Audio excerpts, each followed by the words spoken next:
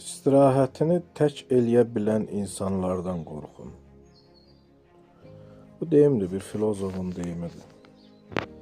Yəni tək istirahət eləyə bilən, tək dincələ bilən, tək əylənə bilən insanlardan qorxun. Nə mənada? Zəkası ilə, düşüncəsi ilə hər fərqlə, hər cürə, yəni sizə qalibdir həmən adam. Onu bura gələndə görürsən, başa düşürsən.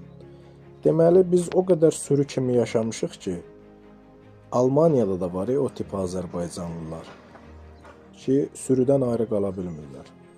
Ay, burada darıxırıq, burada təklikdir. Niyə darıxırsan?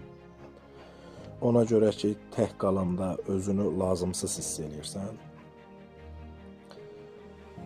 Və bir almanın nə qədər tək başına özü üçün nəsə bir yaradıcılıqla məşğul olub əyləndiyini, dincəldiyini, kitab oxuyaraq istirahət elədiyini görəndə öz millətimizin nə qədər də düşüncədən, baxışdan geri olduğunu bir daha görürsən. Görürsən, adam içindən ağrı keçirdir ki, biz niyə belə ola bilmirik?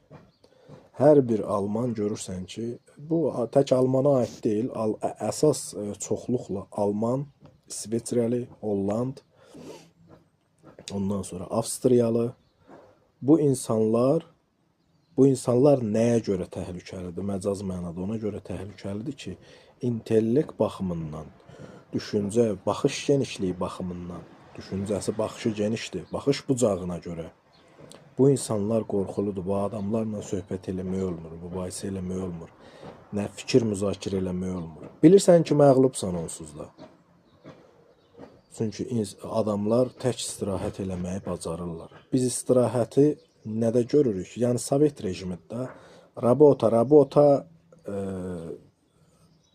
nocyu, papyani, içdin, yatdın, getdin, addıxat elədin, sürü psixologiyası, sürü düşüncəsi.